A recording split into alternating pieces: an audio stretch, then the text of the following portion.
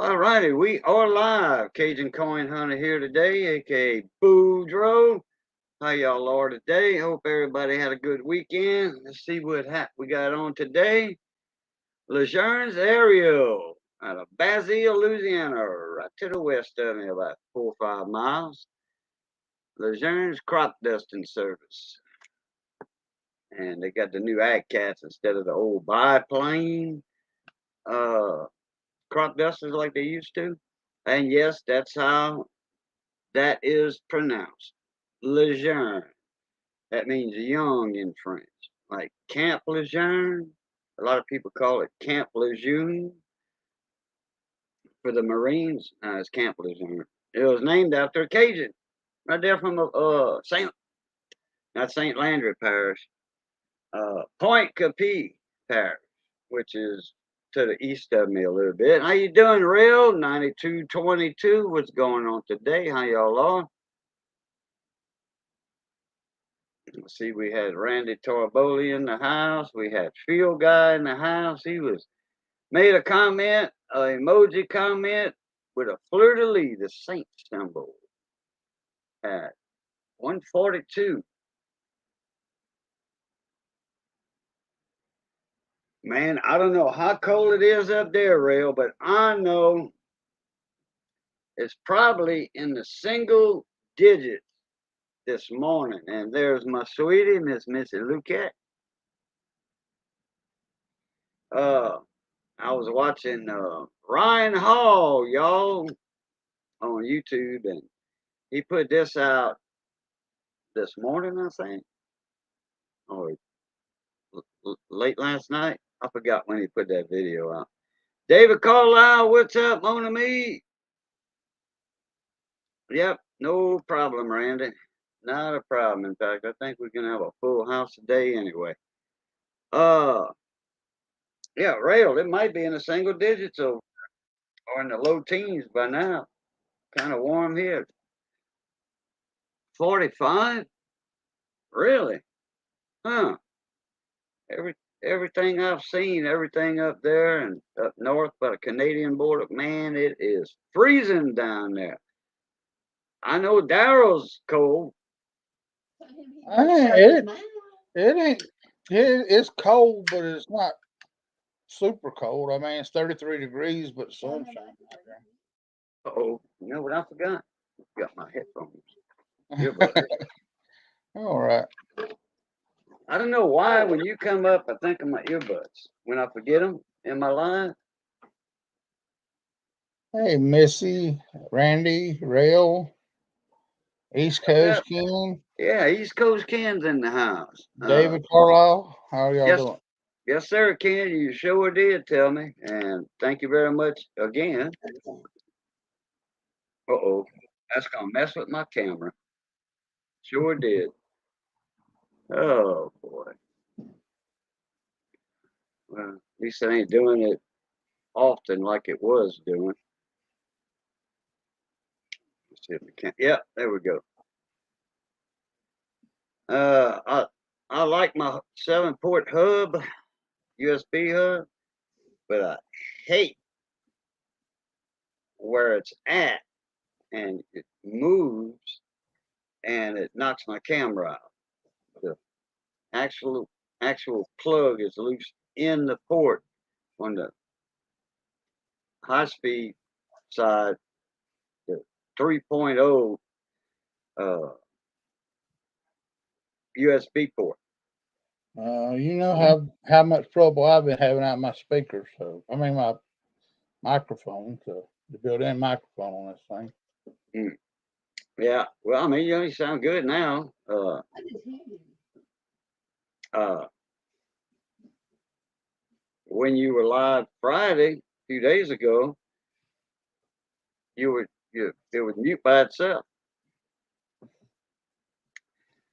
Well, looky here. And I know it's a little chilly where he's at, and he's in the sunny state of Florida over there on the north side.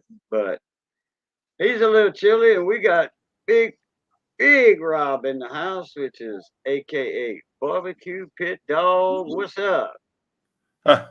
I had Hey, all this echo going, man. I haven't done this in so long. I had to get it straightened out. But yeah, how you guys doing, man? It's cool over here. That wind is what's so cold, man. Yeah, that too. Mike Wolf, what's going on, my brother? Mrs. cooking sticky chicken in the gravy. That's it. Oh, and we got leftovers from night before last shrimp gumbo. We got potato salad left over, and we still got some shrimp gumbo left over. Boy, and that was some big shrimp too. Why do you call it sticky chicken? Because it sticks to your finger. You know, your hands get sticky Yeah. because of the grease in the chicken. All right. You know, she gets the actual grease out. You know, that floats to the top. Mike Wolf, what's up on the meat? Chicken tenders, but no gravy. Oh, I gotta have white gravy with that. I do. I don't eat chicken tenders a lot, but I gotta have white gravy. well, I'm sitting here eating a chicken sandwich. That's why I got my camera off right this minute. Man, everybody's got chicken today. That'll work. What Yeah, you got? I got chicken thighs marinating right now. I'm gonna grill them tomorrow though. Oh, okay. Is you gonna do Yeah. a video on that? Probably not. I don't know. Oh, okay. I got a busy week coming up, bud. Work wise, so I probably won't. I did a little prepping today, try to get ready for the week because it's gonna be busy working this week. I've been busy on a TV, working on a TV on the power supply board. It's doing funny things. It's not acting like it's supposed to. But anyhow, so I hadn't had a chance to watch any YouTube. What's your latest video? I did one with my nephew and my grandson. They were cooking some steaks. We did it last weekend. Didn't plan anything. We just kind of them boys always want to get on the grill. You know, whenever we decide to cook something, and they had been somewhere all day. I can't remember where. One of them had a baseball game, and then I went to that, and then come home, went to the store, and then when they got home that evening, I told them I got some steaks we could throw on the grill, and they were all excited. So the oldest one, the nephew, he's 9. He just turned 9. They're 6 and 9, but they love to. They want to get on the grill, and they freaking live to eat steak. That's all they want to eat all the time. Just nothing else. That's just cool. steak, but they like cooking it too. And yeah, I watched your shrimp and egg gumbo. Mm-hmm. I never heard of that with eggs in it. Yeah, boiled eggs. You boil the Yeah. eggs first, and then you peel them and throw them in there. I forgot to stick them with a fork.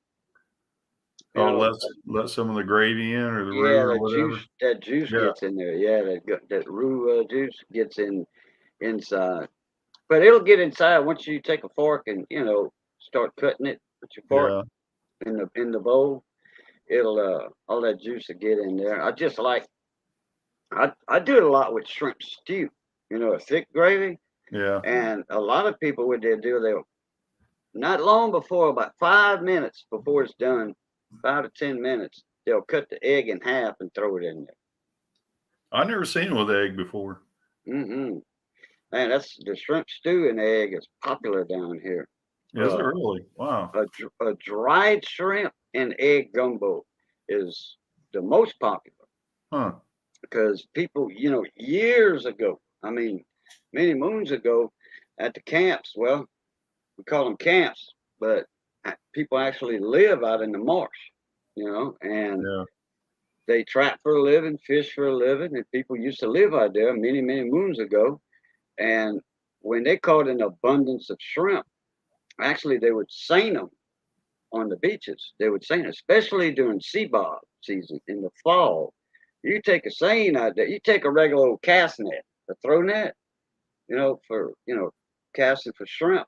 Right. With the 1/4 inch mesh on them, the monofilament net, and that's the most popular down here because you catch shrimp with them. You can catch shrimp with a mullet net, but they got to be big enough, or they got to be real thick on the bottom.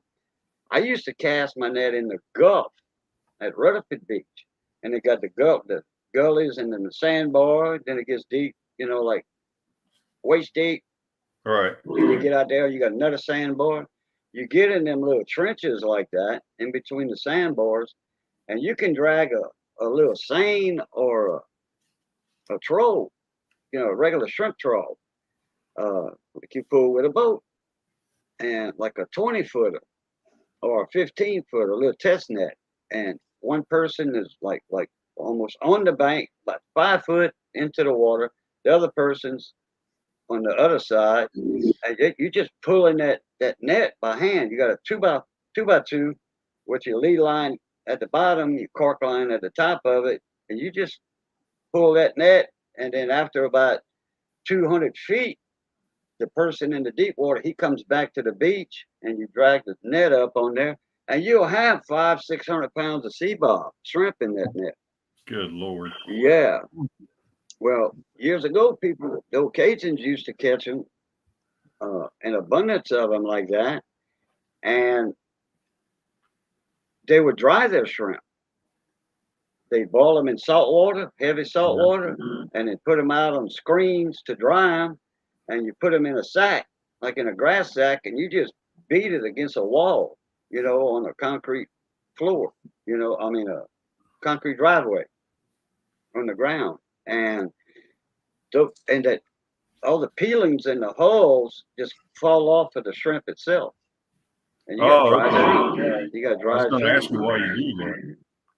Yeah, and that when all the legs come off, the head comes off, it all crumbles up. You can throw that in the gumbo, that powder. Yeah. Throw that. Oh yeah, give it some real good flavor. Oh, I bet. Well, you just put them in jars. People used to have them in gallon jars, quart mason jars. They just put them in there and screw the lid on, throw them on the shelf, whatever, and they last forever. It lasts a couple of years on the shelf. And people used to make gumbo, that and eggs, for extra filler. I need a new cast net. My last one had a copperhead get caught in it, and I had to cut it to get the snake out. So it got ruined. You could lacy-loosey it if you wanted to, but I don't know how you're going to find a needle that small. They probably used They used them eggs a lot back in the day when you could afford them. Well, back then they had their own chickens. Yeah, had your own chickens. Because eggs are it's just crazy what things cost at the store now. Eggs went down. Did they?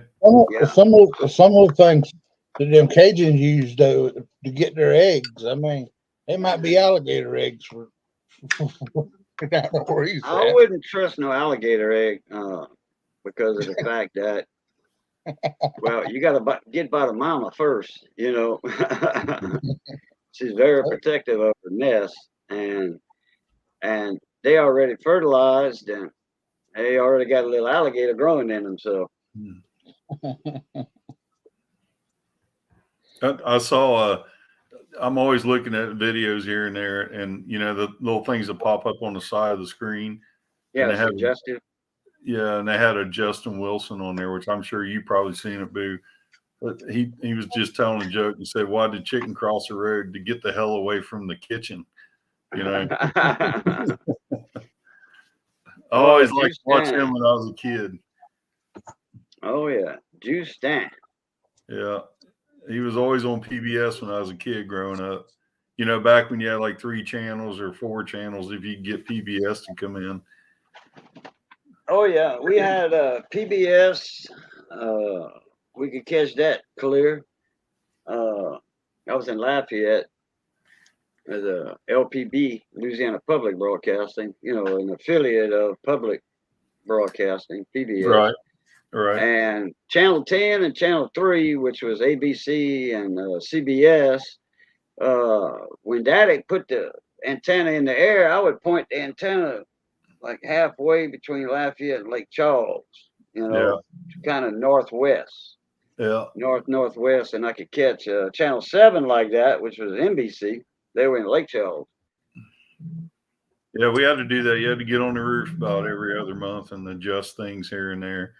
Depends on what you wanted to watch. Or at the window. All I did was stand on the ground and twist the pole. Did you? I don't know. For some reason, I think ours was attached to a chimney. We had to get Oh up there. yeah. We had to get Well, on the roof to do it. where you was raised at, yeah, there's mostly chimneys up in Yeah. that area. Yeah, Yeah. my granddaddy, we stayed out there more than stayed home because he had one of them rotary dials on his antenna, so we Oh didn't have yeah, the antenna. directional tuner, rotor, Yeah. antenna rotor. Turn the knob toward wherever you wanted the antenna at. And Yeah, like say always, always, west, and it would do it by itself. yeah. All we could do is get at our house was ABC, CBS, and the public broadcasting. That's all we could get. Mhm. But I mean, I remember watching a show when I was a small kid that they always said that if a major hurricane ever hit New Orleans, that it would wipe it out again. I guess Katrina basically did because New Orleans is below sea level Mhm. and all that stuff, and they said it'd be like filling up a big bowl, water and all that stuff. Yep. So, and that was probably 35 years before Katrina hit. I mean, Oh, but everybody knew that New Orleans, if the levee failed, that was it. C'est tout fini avec ça. And Mr. Goat, the MRGO canal, that was a Mississippi River Gulf outlet. When we were shrimping in that area, the nickname for that, Mr. Goat, the MRGO. Uh, that was a deep water channel for the ships to come in. Instead of coming in at Venice, Southwest Pass, at the boot of Louisiana, instead of coming in there, they had another channel where it's, not the huge ships, but like a medium sized ship, because it was still 50-foot deep, the channel. Everything was 50-foot deep. So the big ships could get in there too if they wanted to. And they had to go through a set of locks. So, and then they shut that off. They completely closed that outlet out to the Chandelier Sound. And that was all the way to the east of Louisiana in that sound. You got the Chandelier Islands, and that was like to the east of the islands is Mississippi waters. So, but they had that channel cut in between a couple of the islands, and the channel went through the sound, and then on inland to the Mississippi River. But the storm surge would go over those locks at that, and the storm surge still goes over where they blocked off the channel at the sound. It's nothing but big boulders, granite, limestone, riprap, big, huge boulders of it. That's how they stopped that up. But the surge still goes over it, but they have that new levee system on the south side of New Orleans. There's a lot of new levee systems down there that the surge does not go over. But they had a breach for Ida, I want to say. I think it's Ida. They had a breach and one of the marshal levees around, let's see, it was on the southeast side of New Orleans. And there was a few neighborhoods that got flooded. What's up, Mater? Oh, doing some, got a couple of projects going on right now. Trying to get them done. We got that benefit for next month. And so I got 4 different items I'm going to make for it. So you're using that stack of wood that was directly behind you then? Some of it, yeah. Yeah. Yep, I've got that. And still going to make another birdhouse, going to make some more of the baskets. But I'm doing 2 other things, which I got in the video. I'm trying to get rendered right now, but I got these right here. I'm gonna get them run through the planer and everything. These are gonna be Texas flags. Oh, cool deal. Yep. get them all painted up and everything. And I was watching a video earlier, and this guy, he was taking cedar fence pickets, and was like, "What's he gonna do with cedar fence picket?" And he showed how to make a little planter box, and I'm going, I got a whole bunch of that sitting outside just doing nothing. So, okay, so I'm gonna make a little planter box out of cedar. Yeah. Make them little raised beds with them. That's right. Either 24 inches in length. So, I mean, they're just sitting out there. I was actually going to make that vanity out of that cedar, but I got the pieces cut and got them taken inside, showed them to Crystal, and she was starting to have allergic reaction to them. I guess because of the fresh cut and everything. Mm-hmm. It's like, okay, never mind on that. Mm-hmm. Sam's garage is in the house. What's There's going what you're on? talking about, Mater. Damn. Oh, There you nice. go. That was that's just one of them cedar posts. Yep. Yeah, but these, that's just out of cedar picket, right? Yeah. Yeah, cedar fence post, fence picket. Yeah. Right.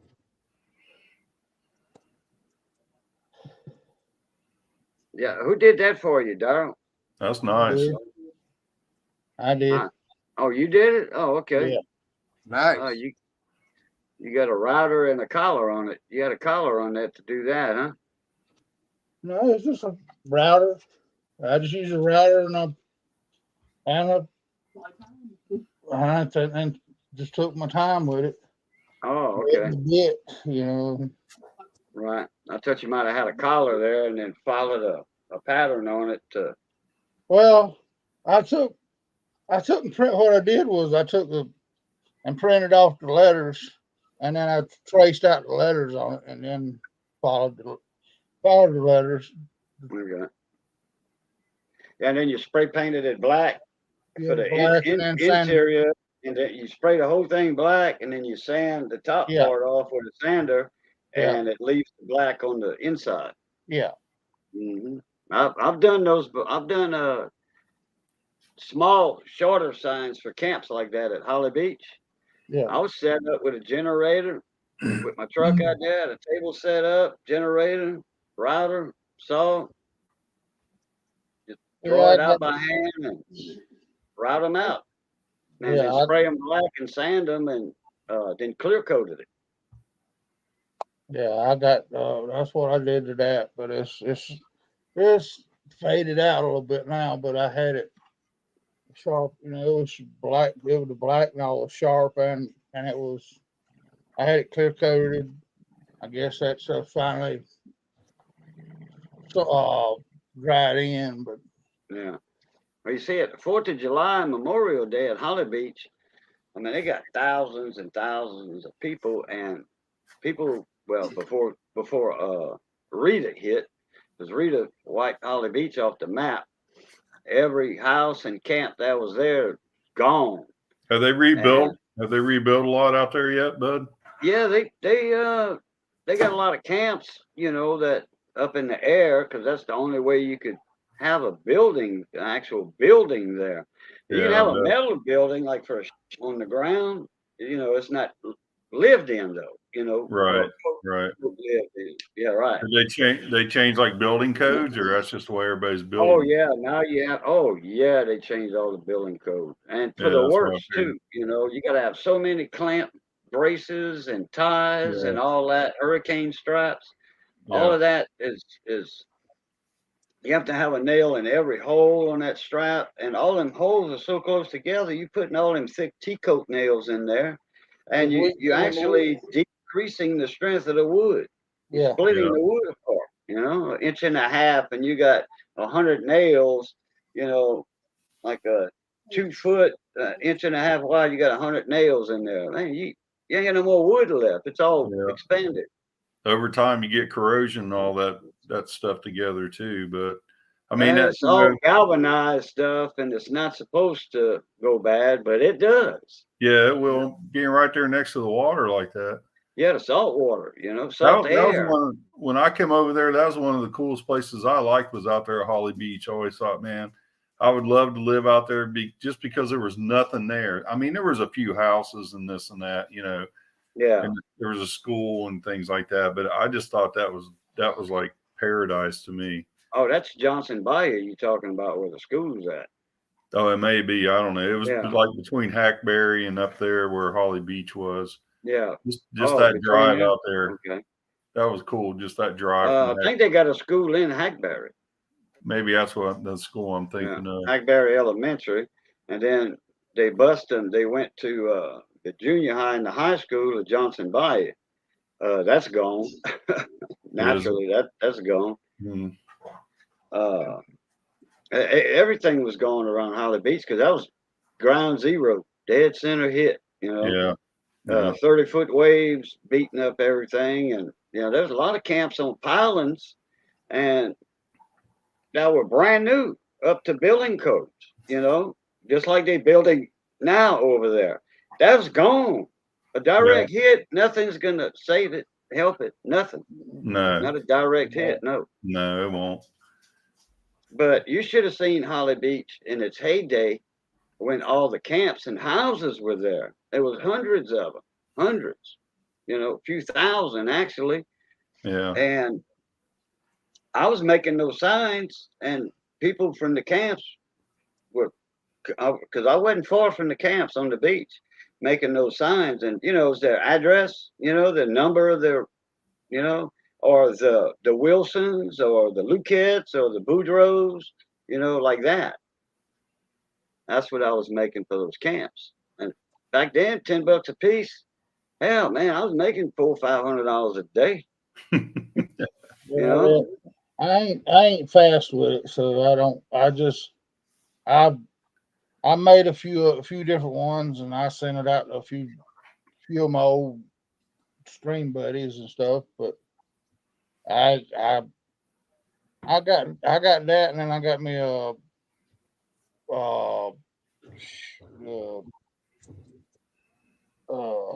heck, I forgot what I was trying to say now. Brent. No, not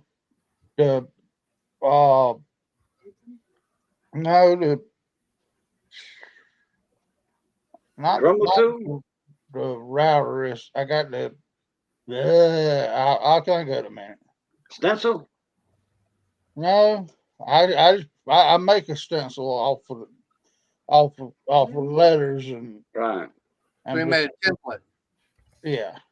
Because they make a template where you can make those signs, and they deep. They're made out of hard, some kind of hardened plastic or whatever, and you can put the letters in this frame. The frame will close to whatever size you want. Yeah.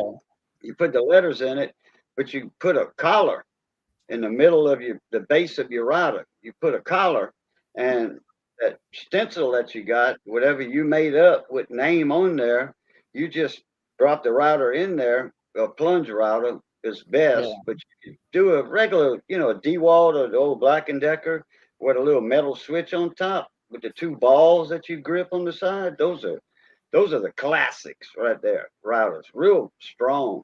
Yeah. You could set your bit that deep, and that's no problem, for soft wood, for pine or whatever, or even oak. And you just followed the stencil. You couldn't get out of it because you had your collar, on the base. And you just, man, you could do like 10 an hour like that. As fast as you can make them up, those signs up.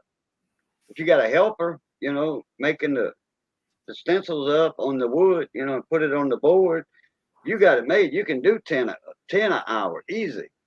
Hell, that's $100 an hour.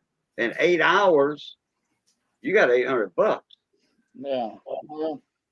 That paid for your router, 3 stencils, 3 sets of those jigs, and a lot of black paint and a lot of clear coat spray cans. Well, the thing you run across now is the reason that is by the time you go out and buy the materials and all that stuff, those guys with them CNC cutters and all that stuff, they'll have it done before you even get started. So, I mean, Mater, so Mike Wolf is straight south of you, Oh, almost. is he? Yeah, that's the one that's over there by Athens. Well, Athens kind of east of me. Well, east, but he was like in Brownsboro down there. Oh, That was this him way. and Miss Andrea. They split up. His divorce papers I read. Hate to see that, Mike, but I guess you happy about it. Thomas Freeman, what's going on, mon ami? hey, Tom. Greetings from the West Feliciana Parish. That's one of the Florida parishes up to the east of me, north of Yeah. north of Slidell and Ponchatoula and all that. Hammond, He changed it and said east, yeah. not west. He's saying east now. Yeah, west. Oh yeah, the W is right by the E. So Right. yeah, see, but you do have West Feliciana Parish and East Feliciana Parish, and that's where they got some good deer hunting up there. They got real good St. Tammany Parish. They got some big bucks over there. They got that mass of food. A lot of pecans, acorns, all of that. They got some big old bucks up there. Well, hey, welcome to the live stream there, fella Cajun. Don't talk about bucks. I just got one of my trucks fixed that my girlfriend hit a deer with. Oh boy. But it didn't mess it up too bad. It still cost $500 deductible, Yeah. Hey, what y'all are trying to do is see if that works, real. motorist. It's only $250 deductible. With who? I said, y'all see if you can file it as an uninsured motorist. Oh, well, too late now. The deer ain't got insurance, that's for sure. Yeah. I mean, the deer didn't have insurance. Yeah, Hey, that's true. If they'll take it, hey, that's only $250 deductible. Yeah, that's true. Well, it must have been like $1,500 or $2,000 for 500 for you to do that. Because if it had been less than 500, it wouldn't have paid to claim it. Oh yeah. No, it was like $2,500. I mean, deer can do some damage now. Yeah. Oh yeah. I was surprised. That's the first time that I've ever had a vehicle that I own or somebody I know hit a deer. You always hear people hitting a deer, but that's the first time I've ever seen one. And yeah, it did some damage. It's a 2015 F-150 4x4, and it's not a little truck, but it crunched the hell out of the left front end on it. F-250, 150. It's a 150. Okay. Yeah. Even a 150 is big nowadays. Yeah. But it just is what it is, man. I mean, I could have just left it the way it was. It was drivable, but I don't know. That's like the nicest truck that I have, because everything else is like old work trucks. So I'm not buying any more new vehicles or nothing anyway. So I just figure we ought to get that one fixed. Yeah. So yeah. I saw a picture of a car that someone hit one of the wild hogs around here. And not only did it smash in the very front, but the hog actually came up and over the hood into the windshield. Wow. It hit the roof, smashed it in, up and over, and took out the trunk lid. I got to go lean off the dock. I'll be right back. I can believe it, Mater. I believe it, man. You think about how solid one of the big wild hogs are, and they're probably what, 300 pounds, 300 pounds. They're saying this one was about 250. Yeah, that don't surprise me at all. I'm surprised it went over, but being a car, it could do that, because the car is low to the ground compared to like a little, like I can't remember if it was a Toyota or a Nissan. Yeah, like a Sentra or something. Maybe a Sentra or a Corolla. But I mean, the roof right there where the windshield met and everything, it shoved all that back almost 6 inches. Wow. That's crazy. Yeah, and then like I said, it went up and over and even got the trunk lid and everything. So insurance, it's totaled. Yeah, that's what I was going to say. I don't know how they fix that up there on the roof, like caving in the windshield and stuff. Yeah. So yeah, I've seen pictures of cars, and trucks where the deer hits it and everything, and it's like, yeah, you can fix all that, but Yeah, them wild hogs, you might as well kiss it goodbye. yeah. It's like hitting a 55-gallon drum of whatever, especially if it bounces clear on top of your car like that. That's crazy. Lucky it didn't come through the windshield. It would have Yeah, I killed know. somebody, you know? I think the biggest I've heard about around this area, someone actually caught one that was just over 500 pounds. Wow. Holy cow. And the only bad thing is they ain't good eating there. Probably not. Trophy. I mean, if you want to take one down that's good for eating, about 200 would be the max. Yeah. What's that? Wild hog. Oh no, we've had some 300 pounders. Made a lot of sausage with it though. Yeah, but 300 pounds going to have some gaminess taste to it. But yeah, making sausage out of it, yeah, you probably do that. But like I said, biggest one that I've heard about around here was just over 500. That's huge. Yeah. Well, the largest I've heard was almost 700. Hogzilla went up a little over 1,000 in Alabama. Yeah, That's a Hogzilla was huge. That's a good name. Hogzilla? Yeah. Yeah. Yeah. A little over 1,000 pounds. A kid got it. Then there was another big one that was right close to it. Now, this is the name on the sign on the road on Interstate 65 heading north by the Dolly Parton Bridge, way north of Mobile. Not way north, but about, 20, 30 miles, something like that. They got an area there called Nigger Bayou. Okay. And that's not slander or anything, but that's the name on the highway right there, you know. And it's spelled the same as somebody would spell it, but I don't know why they named it that. It's not. It's supposed to be. So that was somebody's last name, Probably. a family name. So there you go.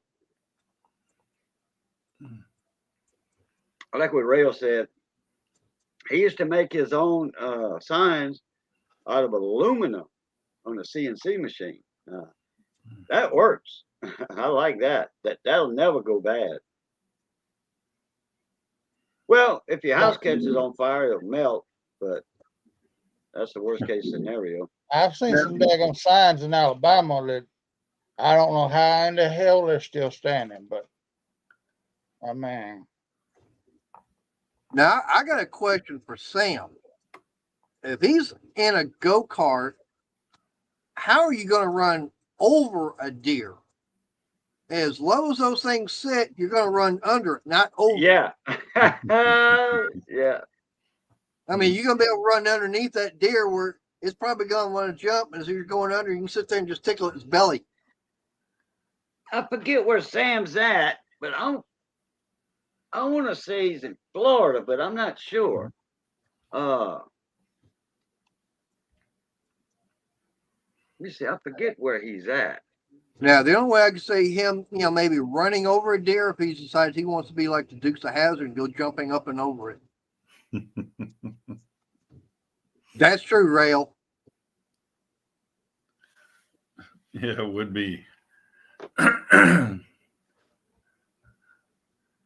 Yeah, when I was probably 12, I was on a dirt bike and a deer ran out in front of me I was out on a country road, jumped off a hill, and it was a 2-lane road, but it wasn't even 2 lanes, but it was blacktop, and jumped out in front of me and all 4 legs hit and just went like this, like he almost did a split with all 4 legs and hit his belly and kept on sliding. He jumped off a little hill, hit the road and kept sliding and scared the shit out of me. I mean, I come that close to getting hit by that thing, Oh, I had a semi truck. and I had a damn big old turkey had escaped from one of them turkey houses, and I was going by there about 6 o'clock in the morning, and that sun gun hit the corner of my windshield. I mean, I don't know how. If it had been 2 inches over, it would have knocked that whole windshield in. But it was right on the curve with the windshield, so it was the strongest part. So You got some noise going on there. Yeah. Uh-oh. Shit. Wrong button. On me, Yeah, wrong Cajun. button. Wrong button. That's Uncle Bradley. Yeah, I'm working right now, brother. Where you at? Tearing down the herring.ida booth right here. You can see coming up in front of me, the big blue one. Oh, y'all getting ready for another show? We're tearing it all out. Show's over. Oh, that was the SEMA show? Well, this is the ConX show.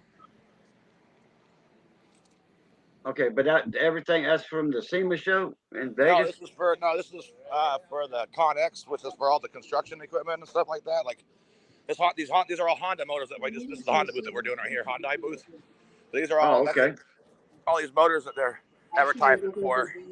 Oh, okay. For all the farming equipment and all that kind of stuff. It's all electric shit. Really? Yeah. Oh, damn. Besides this one right here. Oh, that's a diesel. It's all electric. Everything's electric. Oh, that's electric? I thought that was a diesel motor. Nope, it's all electric. I thought it was diesel and gas too. They're like, nope, it's all electric. Damn. Yeah. So that's when we got a couple more over here. How many are they gonna give you as just for a freebie? I said I could put this one in the back of the truck. They said no. Oh, okay. But I thought I'd just jump up here real quick, say hello to everybody, and just say hi. And I gotta get my butt back to work. I got 3 minutes before until break's over anyway. So, but I wish Don't you was work too hard. I wish you was pouring silver. That way we could see you pouring silver. I wish I was pouring silver right now too, though. But right now, I like making this, $1 a minute plus. So it's like $1.60 a minute I make right now. So Okay. Well, for those of y'all that don't know Bradley Height and what he does, this is the big dog that puts on the SEMA show. Okay. This is the fella you want to talk to if you want to get some passes over there. yeah, well, that's hard. SEMA's a hard one to do. SEMA's a real hard one to get passes for, but. Yeah, but I know you could do your nephew here a favor and get me a weekend pass for that. Oh yeah, I can get passes for sure, but Yeah. it's just depending how many I can get, how many is available. But anyway, you guys have a great Sunday and everything else, and I'll talk to you guys later. I need to get myself back to work so I don't get yelled at. All right, Bradley. Appreciate you popping in, brother. All right, take it easy. You guys have a good one now. We go. Sha. See, Rob, he's trying to get back in, but his devices are not connecting.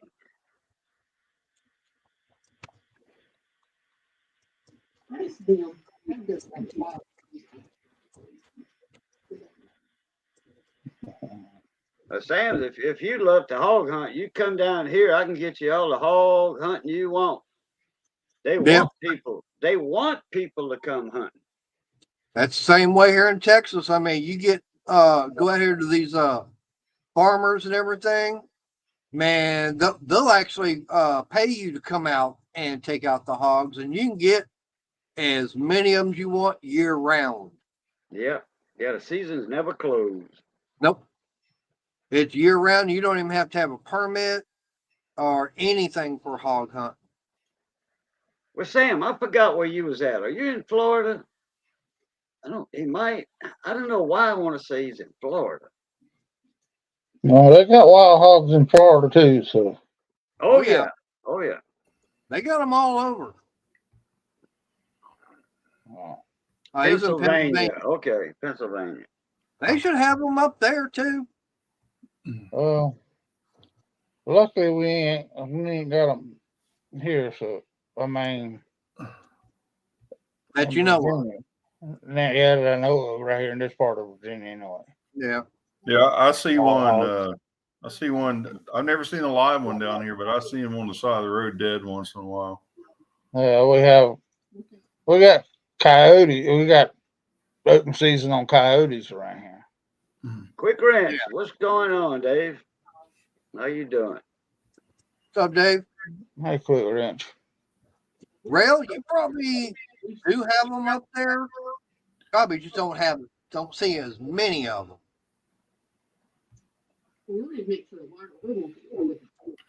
As far as I know, there's wild hogs. I mean, you've even got them in Hawaii. Not as many, but yep. Yeah, well, that's what they used to have their traditional luau's with, was wild hogs on the island. They taste better over there. In Hawaii? No, I don't know. I'm just kidding. No, I'm just saying. I bet they going to a luau. Yeah, that would be fun. Oh yeah. Better than some Florida roadkill. Down here in Coonass country, Cajun country, we cook them either in the ground or in a Coonass microwave, which is a big box, and you have a lid on it, and that's where all your wood and your coals are in the top.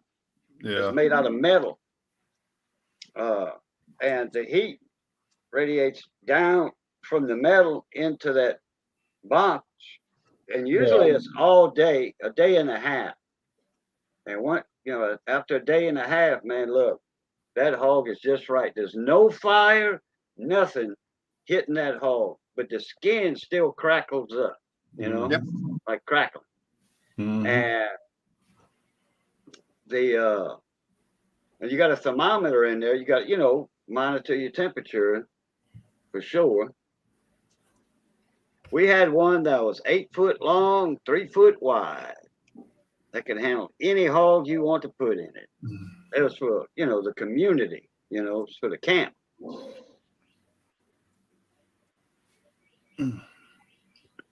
Sam said, I'm going to bring my RC mini bike to SEMA. I know one thing that would be good for me to do right now, because I got several of the long distance cordless hole punchers. See if I can't get with some of these farmers around here. See if they got hog problems they want taken care of. I got my buddy Papa Julius. He's from Baton Rouge, but he lives in Snowflake, Arizona, and which is right above. It's in between Sholo, Arizona, and Winslow, off of I-40 up there.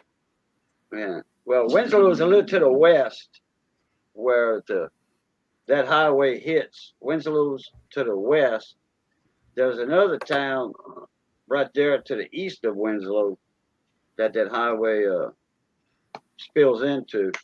But he lives there, and he comes down here to Louisiana and Texas. He pulls his camper trailer, and he'll spend a weekend down here, and he'll get 3 or 4 hogs, because there's no limit on them. No. And Andy's coming down with a friend. There's a friend of his that comes down with him and pays half the gas, and whatever. They put this one farmer put a service up for him.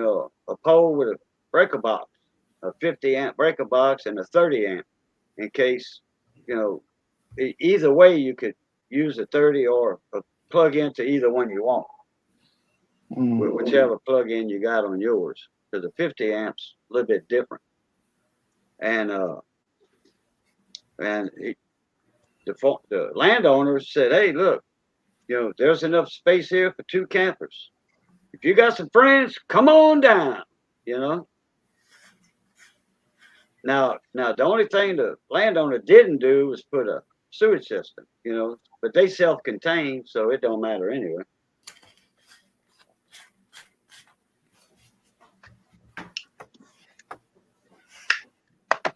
I never seen a hog out here in Pennsylvania. You probably got them, but they're more or less going to be in a wooded area, in the woods and stuff. Sam says Florida is where he wants to be living. I think everybody's moving here. It's making me want to get the hell out, to be honest with you. Yeah, the small town's getting big, huh? Oh yeah, everything is. Yeah, I think that's why my girlfriend hit that deer. They're smashing acres and acres and acres of trees and building houses like crazy, and I don't know. I think it's out of control. Yeah, they're doing that around here, and I live in a little small town. And when I say small, I think population's probably about 25,000. Yeah. And it's growing. Yeah. I think we like 9,000, 10,000 over here in Eunice. I think I want to move. I think I want to move to where everybody's coming from. Yeah, but then you got them crazy damn taxes and all that stuff. Oh yeah. Hey, you own your own house, right, Rob? Me? Yeah. Yeah. Okay. But I'll tell you what, what are your yearly taxes, property tax? Yeah, my taxes are cheap. They're like $1,100 a year. Oh, I mean, well, that's not cheap for down here. Down here, it's $40 a year. For a year? If you own your own property and if you live in the house, right? Louisiana is no property tax state. Well, there's no income tax here, but there's definitely property tax. There's no income tax? No, not in Florida. You don't pay tax on your income. So they don't take taxes out of your weekly or bi-weekly paychecks? Federal tax, but not state tax. Not state tax. Oh, right. Okay. Right. Gotcha. Hey, Dean, how's it going, mon ami? I think that has a lot to do with it. Well, I don't know, not just the everyday guy moving here, but some people with some money. There's other states that don't have state income tax too. Oh, okay. But I think if you're super wealthy, you want to base yourself in one of those states. You know, Texas like that. Tennessee's like that. I mean, you know, I don't know. That's not why I came here in the military and just stayed, because I didn't want to move back into the cold, you know. Right. But it's been a great place to live for the last 30 years. But let me guess, you were in the Navy. Yeah, maybe. Yeah. A lot of people from the Navy settled in the South, like Mississippi, Alabama, Florida. Yeah. If they retired from one of the armed forces and stayed there, 90% of them were in the Navy. Well, you know what, Boo? I grew up in the country in Ohio, and I mean, it was serious country. And then when I ended up here, where I'm living now, it was serious country, and I had to deal with snow. And I knew if I went back home when I got out, there was no work. The only work there was a couple power plants, and my dad worked at one of them. And if you had a relative that worked there, you couldn't work there, and that's all there was.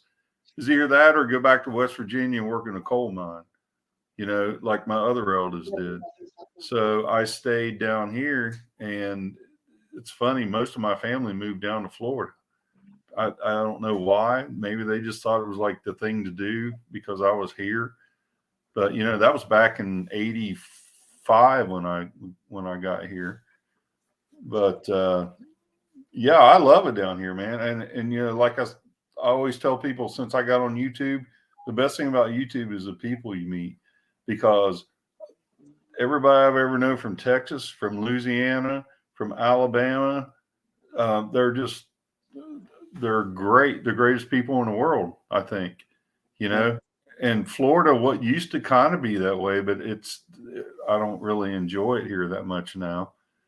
And I don't want to get racist and all that stuff, but that's one of the reasons why. It's horrible what it's becoming down here. But no, I was going to say, how long were you a squid? Just 6 years. And I went to I really didn't even go anywhere. Went to California. Where you did boot San Diego? No, did that up at Great Lakes in Michigan. Okay. And then, you know, what I came here. Well, I went to school. I went to school in Memphis and San Diego, and then came here. And I was lucky. I got shore duty out of boot camp after school. And then the sea duty I got was I only had like 9 months left to go. So I just went out and did a bunch of small cruises here and there. I went to Cuba, and I loved it. My boot was Orlando. Oh, really? Yeah, if I'd made it through boot camp, which I got a medical discharge, I would have gone for schooling. Oh, I didn't even know you were in there, Bader. That's cool. Yeah, I went in right after high school, but I did growing up here in Texas and everything, here in the Dallas area, it's a dry humidity. And I went to Orlando in the middle of summer, which Orlando, summer-wise, it's like 80-90% humidity. at least. And I got I basically, I went up going a sick call, and doctor did exam on me. He says, I've got a very bad case of severe dehydration. I believe it. And he was saying that my body was not physically able to adapt to the high humidity area. Yeah. And they wound up giving me a medical discharge. And I mean, hell, I was looking forward to going to Memphis for my schooling. And then so you were going to be in aviation. Yeah, because that's where I went to school in Memphis, or you know, Millington, Memphis, same thing. You know. So what was your schooling going to be for? I was an AX or AT, whatever you want to call it, if you remember that. Aviation electronics, you know. I was going to be an AD. Oh, okay. Yeah, I worked with ADs. Yeah, I worked with ADs. Basic.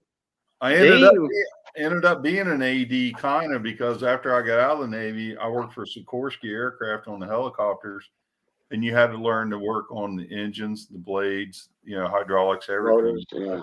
Right. So anyway, that aviation technician. Yeah, you pretty much did. You were like everything when when you did that, and you travel around and help the. It depends on what base they would send you to help or something like that. And we did modifications. That's mostly what we did was modifications afterwards. Well, I know for me, there's a good example right there of the taxes in Louisiana. Thomas Freeman's got 14.2 acres and the house. Property tax is $48 a year. That's unbelievable. And big deer. But you see, when I said there was no property tax here, it's there's a little bit, it's not much, but what it is the property tax is actually going to the school board. You're actually paying school board tax, fire station, fire tax, and your garbage pickup. That's what that's for. We pay our garbage pickup. We have those little dipsy dumpsters, I call them, about 3 foot by 3 foot, 4 foot tall, and the truck comes and picks it up. The lid flaps it, back, and it empties it. Well, I got 2 of those. I got 3 of those actually,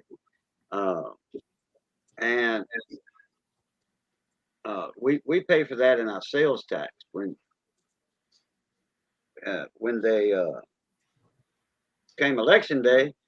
It was like 1 mil. Okay, that's 1,000th of or 100th of a penny tax and sales tax. And if you wanted free garbage pickup, then we wasn't paying for it before. We just had burn barrels, or you went to the landfill, the dump. It's not a landfill actually; it's just roll-offs. You went there and brought your trash. So when that election came up, people voted that in. Oh yeah, it's probably $8 a year that you paying for free garbage pickup in your sales tax.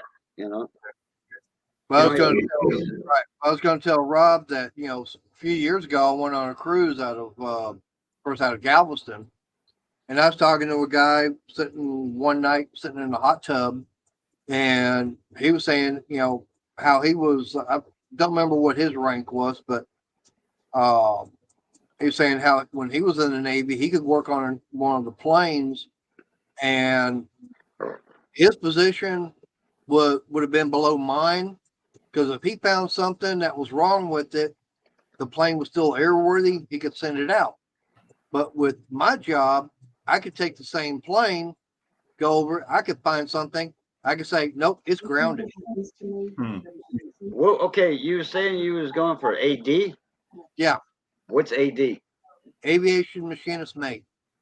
Okay. All right. Yeah, some of them abbreviations don't make a lot of sense, but Yeah, I know.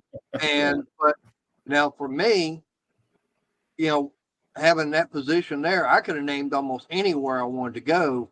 yeah. And my top choice, the Nimitz. Really? Oh yeah, the Nimitz. I wanted to be on the Nimitz because I wanted to work on them Tomcats for the Jolly Rogers. Oh. Now, Mountain of Accord, his name's Dean.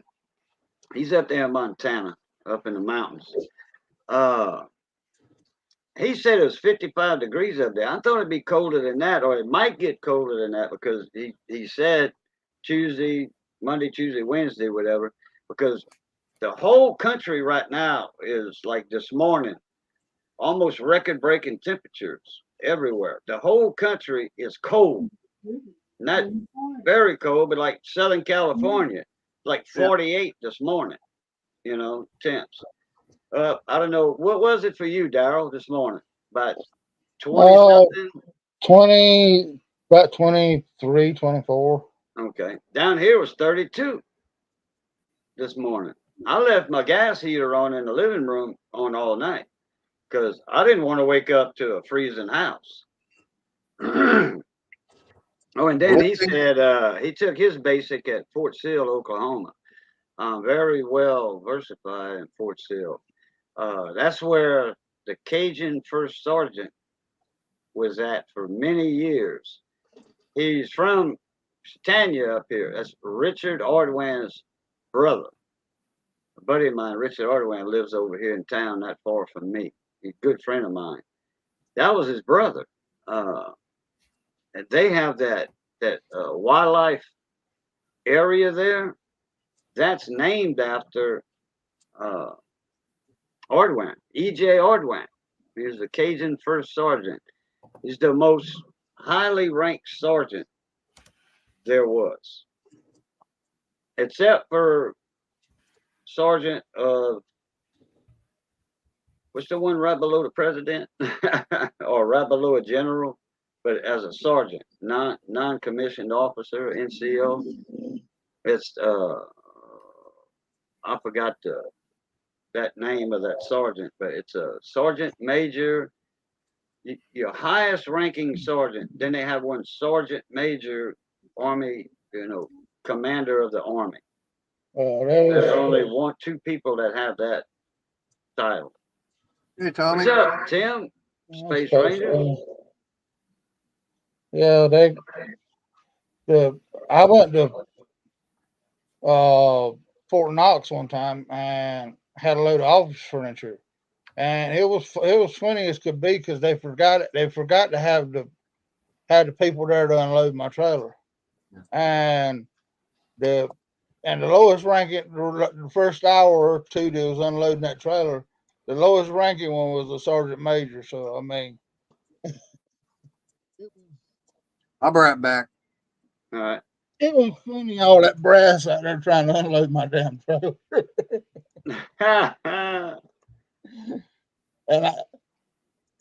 But I mean,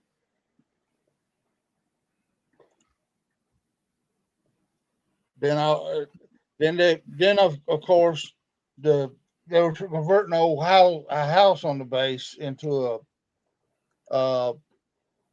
a office building. That's what they were doing, and all them desks and all that stuff that they ordered in, they wasn't fitting the door, and they said this stuff don't even fit in the door. I said, well, you said you was part of the what the hell but I said that seems like your job to figure that out. I just drive the truck. Yeah.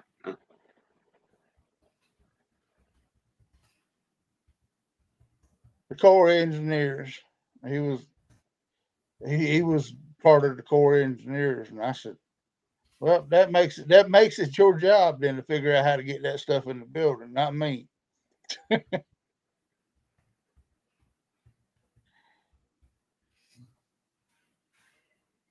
Still talking about this property tax thing, talking with Quick Wrench. That's just amazing. I cannot believe over there in Texas they pay 40, or I mean, like you said, I guess it was you, Boo, that said you guys pay like around $50 a year. Yeah. I mean, that is just. I mean, I pay more than that for my trash pickup. I mean, I paid more than that at the damn grocery store today. I bought beer and some chicken, and I don't even know what else I got. Some cheese that was on sale, buy one get one free. I mean, how in the world is your county, or they call them parishes there? I don't know how they survive on that kind of money. But then again, you don't probably have the population or the problems as far as maybe as much growth, and the roads and have to be taken care of so much because you got so many more people coming there or whatever. You know what? If I could sell the farm and move to Louisiana or move to somewhere in Texas, or I don't know. I love it here in Florida, but I don't know. That's why I always love Holly Beach. I always thought that was like the perfect place. Just seemed to me like it was. Yeah, you can make a living off the land and the water over there. Yeah. Just like if you had some kind of internet business or something, you could just live over there and just do everything on your computer from your house. And you drive up to Hackberry once a week and get what you need. Or, I forget that grocery store right there. That grocery store is probably gone too, right there by the fish camp. Hopefully it's not.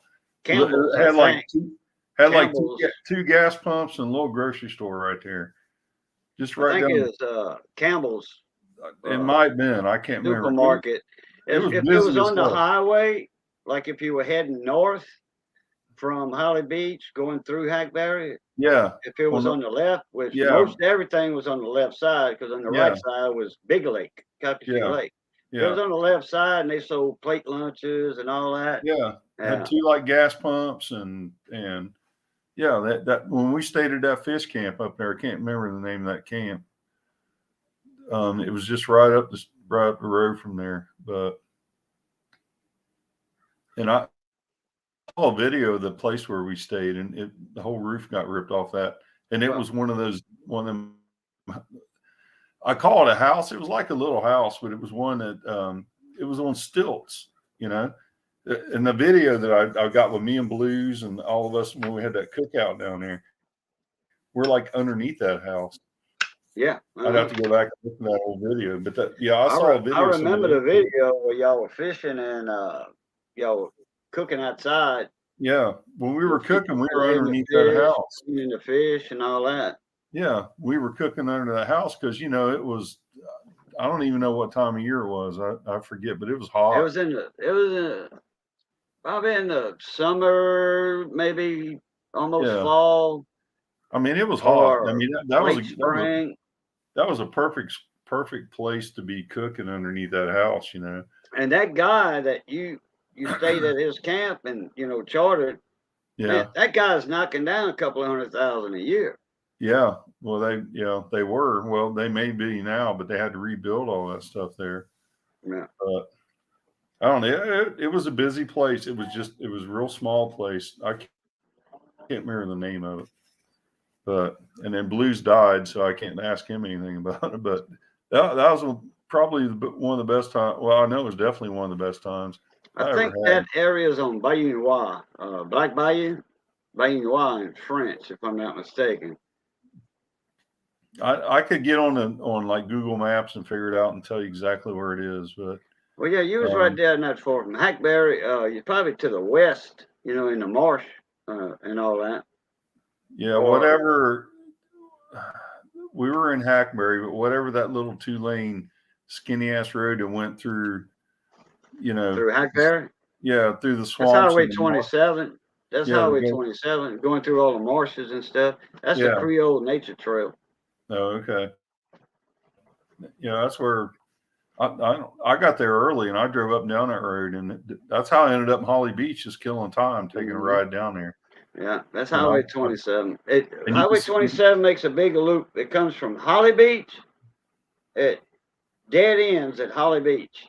Yeah, Goes north to Sulphur, and then heads east on I-10, Highway 90, whatever, and then off of to the east of Lake Charles by the Cameron Clough exit. It turns there heading south to Oak Grove. So it makes a big old horseshoe. Big, huge horseshoe. Yep. I really like that Holly Beach and Hackberry area. I thought it was neat. I used to live there. Did you? Holly Beach, yeah. In the Many moons ago, in the wintertime when we were oystering. In the morning I left, which I don't know if it was a Sunday or a Monday morning. I can't remember. I remember I wasn't on the road 2 minutes, and there was a baby alligator dead on the road. Somebody ran over him. Just like you see an armadillo here or something like that. You don't see a lot of gators here. You see more gators down farther south where my brother lives. But up here, you do see them, but you don't see as many like you do down there or over there.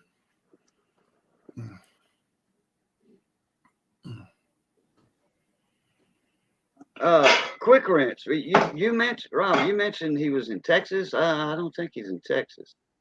No. I was just saying the cost. I didn't. Oh, okay. The cost of him and people in Texas. Okay. Yeah, I was thinking of him, but I think you're the one that said that your property tax was so low. Yeah, in Louisiana here. Yeah. Yeah. The land's cheap. They had some property on the Bayou Gardner Farm, which I was one of the founding members of. And I was hosting the get-togethers, Bayou Gardner get-togethers, twice a year. One in April here, the weekend after my birthday. I'd host that one here in town at City Lake, and then the one up in I had them in Mammoth, but they used to be over at Bayou Chico. And anyway, there was a guy from the Bayou Gardner Farm asking me if there's any property for sale around here. I said, yeah, I forget if it was 10 acres and a house for like 40,000. Wood frame house, not a big old 3-bedroom, 3-bath brick house, but a 2-bedroom, 2-bath wooden house. They had a little bayou that ran right through there, right through the property, and he was wanting to plant a major garden. So he bought that. Like I said, it was 42,000 or something, and he paid his house off by growing a truck patch, a vegetable garden. Yeah. Corn, okra. Okra was a big seller. He moved from up north where it's cold, And there's Quick Wrench, Monsieur Dave. How you doing, mon ami? You gotta let me know when you send me links. I gotta turn my email on so I get notifications. Oh, well, I was gonna mention it if you didn't pop up. I was gonna mention, hey man, check your email. $50 a year, you said, in property tax. Yeah. Isn't that crazy? Where do you live now, Barbecue or Rob? I'm near Jacksonville, Florida, like Northeast Florida. Okay, that's where my ex-brother-in-law lives. No, He was in the Navy brother's too. down in Southwest Florida where the hurricane hit this year, and but he's got vacation rentals down there, and they're on an island, and nothing big and fancy, nothing like on the beach. And I don't even know what he pays, but he pays like you pay or even more. What island? It's called Minnesota Key. Is that close to It's Sanibel? down below. It's north of Sanibel, I believe, down just below Sarasota. Down by Inglewood, if you know where that is. I've heard of Inglewood. I'm very Florida, familiar yeah. with it. My ex-wife's whole family lives down in Florida somewhere or another. Hmm. Like I said, my brother-in-law is an ex-Navy, and he lives in Jacksonville. Oh, he still does. Yeah. Yeah. Renegade. I live in Renegade's Orange Park. garage is from the Jacksonville How long you been out of the area. Navy? Oh, I've been out since 1990. I've been out a long time. Yeah, but I live in a town. It's called Orange Park, but it's basically part of Jacksonville. It's just our own little separate Were you town. stationed in Jacksonville? Yeah, over at Mayport. What did you do? I worked on helicopters, H-60 helicopters. Hey, nothing but love. Stopping in to show support. No way That'll you'd know work. there's most likely no way you'd know my brother-in-law then, or ex-brother-in-law. Oh, he's probably in after I was, maybe. Oh, he was in while you were in. What's that? He was in while you were in. Oh, he was on a ship. What ship do you know? No. Oh, okay. His name is Tom Cavanaugh. No, I don't know him. Big guy, like 6'4". No, I don't remember that name. He still lives down here, huh? Yeah.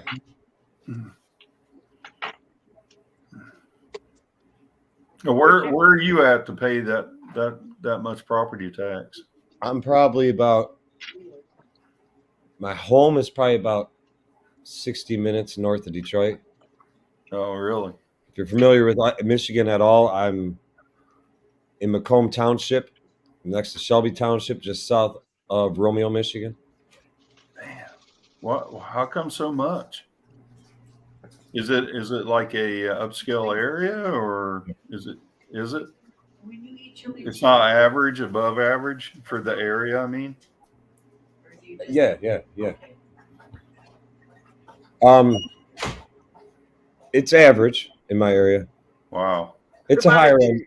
It's a higher end neighborhood. I mean, the homes in my neighborhood would go from 385,000 to 450,000. Oh. Yeah. What about if you lived in the country, say with 3 or 4 acres and a 3-bedroom, 2-bath house on it? It all depends on what. It all depends on what city you're in and what school system you belong to. Yeah, so that's school a tricky board question. tax. Yeah, I that's mean, all our taxes are. I'm in a like if I lived just a mile east of me, the same say off the same major road I live off of, but I lived a mile east of me, like I'd be in a different school district and my taxes would be quite a bit less. Because I live in one of the larger school districts in Metro Detroit, and our school taxes are very high. What's up, Mike? I forgot what our millage rate was, but because I have a friend that lives about a mile from here, and he's in a different school district, lives in a very similar home, and I think he says taxes are like $3,200 a year. Damn. There's a lot of it's school tax. Really? Wow. They said they also kicked the value of our homes up over the years. When I first bought this house, I bought it for $219,000, and I sold my home I owned prior to that I bought very, very cheap and remodeled myself, and I kind of sold at the peak of the market in 2005 when the market was going crazy again, and I sold it. I ended up with about a $90,000 profit on it from what I paid and what I invested in it versus what I sold it for. And I put majority of that money down on the house I currently live in, and then I went for a 15-year mortgage. So one thing that's in my favor, I have a home worth roughly, say, $385,000 to $400,000. If I tried to sell it right now, and that's paid for. That's great, man. How much can you get for it? 400,000? Close to it. What you got invested in it total? Well, I paid $219,000, and I had a 15-year. Well, I put 80 grand down on it from the 219, and then I did a 15-year mortgage, and interest rates were pretty low at that time. I think I did an adjustable rate mortgage, so my rates were always low because it kept going down. Yeah. So I think my last payment on this house I made, I think I was paying 2.19% interest. Damn. My final year. So you would make about 90,000 on your house, then. 80 to 90,000. If I sold this now, Yeah, for 400,000. well, I get it. Well, whatever I lose to the real estate agent closing costs, the rest would all be mine because it's paid for. Oh, yeah. Okay. I still total gain. profit. So you have total whatever 319,000 in the house. I mean, yeah, but in actuality, you've dumped that much money into it. Yeah. Buying it. I mean, not dumped it, but buying the it, house the interest and all I that. paid, and all that.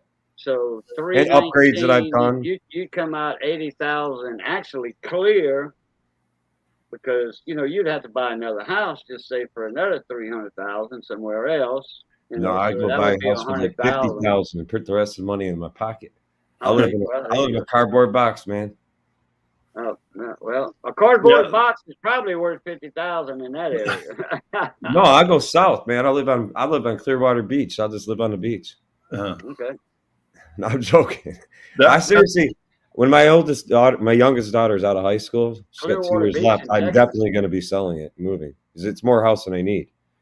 Hey, Bill Beckett, how you doing, sir? My house is just shy of 2,500 square foot, and it's just me and my daughters. Well, my mom's living with me right now too. Oh, okay. But still, it's more house than I need. Nader. Yeah. Do you have Nate's email? No, I don't. Oh, crap. All right. I'll look it up. That's a problem here, bud. Quick wrench. I don't know. What's your name? Dave. Dave. Okay, Dave. I'm sorry. I'm terrible with names. I'm Rob. I know you said my name before, but yeah, that's a problem here, man. You could sell and do really good, put money in your pocket, but then where are you going to go? Well, that's just it. If I tried to stay here in Michigan, it'd be the same story. Yeah. Unless the market falls out, which they keep saying the market's going to drop and go to crap, but it hasn't out here. Yeah. I mean, yeah. And I went through that thing in 2005-ish, like you said. I was flipping houses down here. And then one day I was stuck with like paying mortgages on, 3 houses and mine, and it about killed me. I mean, it's you just never know. And I think it's all based on what the media says. The housing market is booming and it keeps booming. And all of a sudden they say the balloon's going to bust. That's the way I experienced it back then. And then all of a sudden everybody starts freaking out thinking, oh no, we can't sell. We can't do this and that. And so I don't know. It makes me want to sell my house and move to Louisiana and pay $50 in property tax a year. Well, the thing that's worrying me the most is our federal government. To be honest with you, I don't know what they're doing. Because the Federal Reserve, Jerome Powell, keeps raising interest rates. Right. And they keep coming up with these inflationary numbers. They say they're getting ever so slightly better. And then he gets slapped in the face with a jobs report that he doesn't like, because he actually wants to see the jobs report be shitty. He wants to see people are losing their jobs, getting laid off, that places aren't hiring anymore. That's what he wants.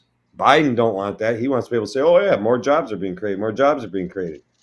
But so far, all the interest rate hikes he's done hasn't changed a damn thing. No. Everything still gets more expensive every day. The only thing that's changing now, and it's going to affect the car market. The car market, they're not selling new cars anymore.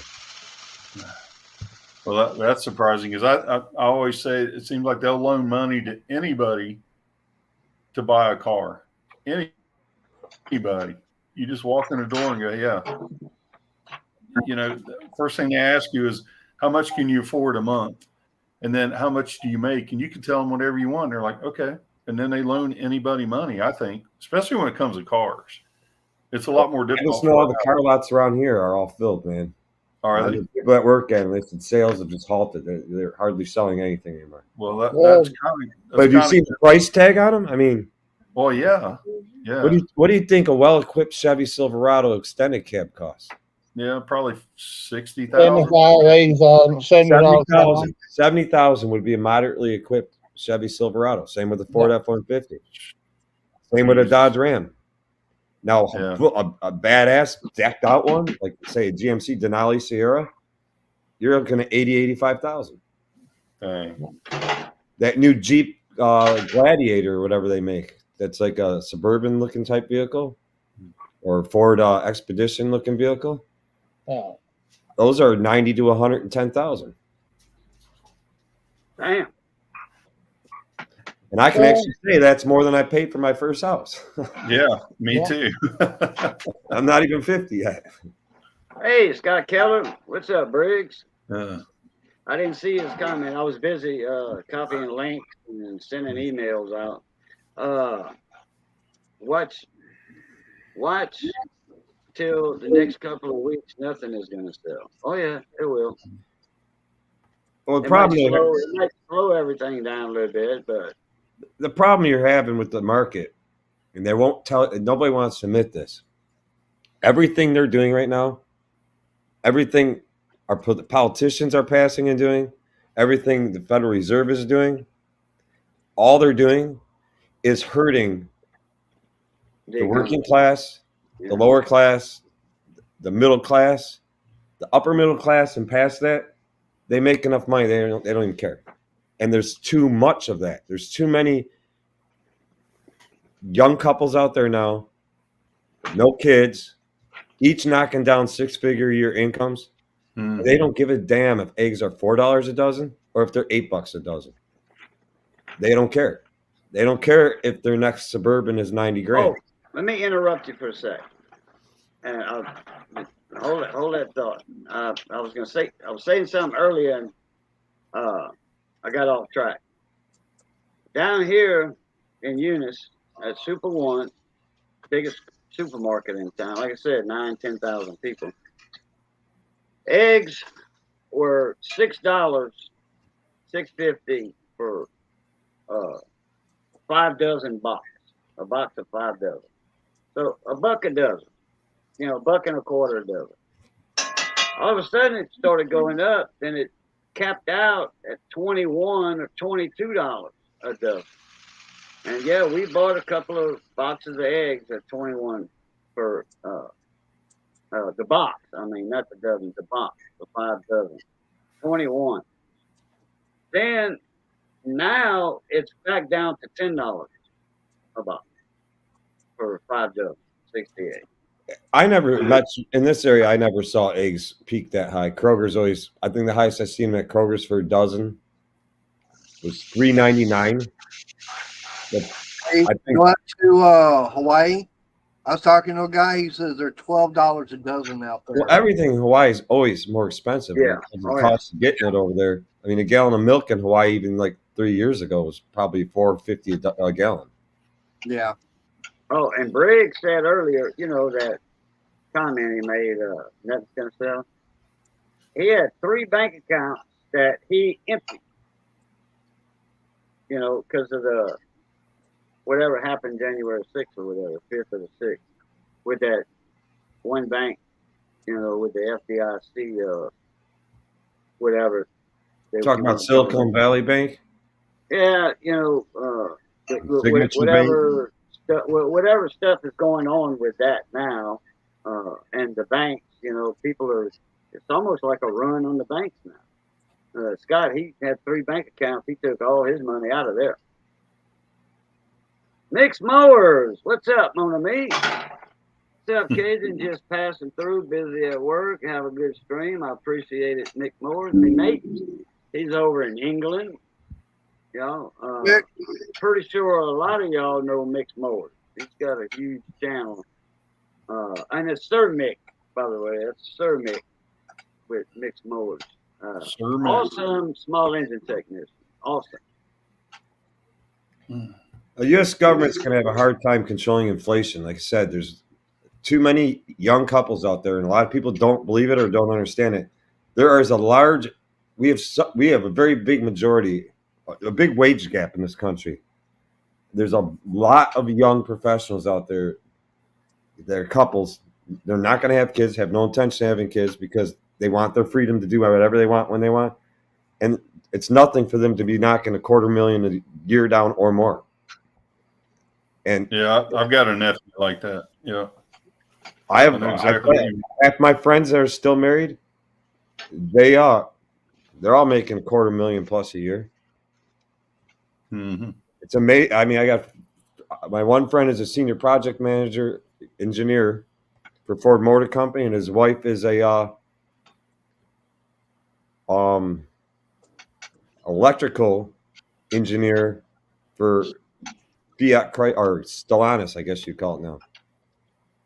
And I know they both make well into the six figures. I know my buddy makes deep in the six figures. There's Mixed Motors' latest video, guys and gals.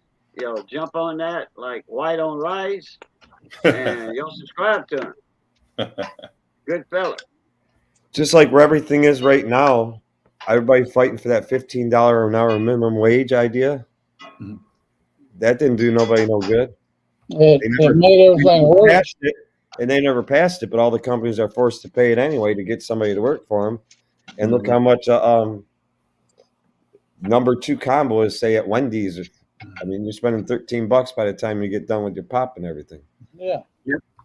I mean, I know that I was at Hardee's yesterday, and there had no burgers, just plain burgers, just the burger itself, under $5.50, $6. That's not without the fries and the drink and all that. Missy went to Burger King February 28th, I think I remember it. Because it was, anyway, I don't know why I remembered that day. It was the last day of February. 2 Whoppers and a large drink, or a medium drink, whatever, was $18. damn. $18 or $19. Yeah.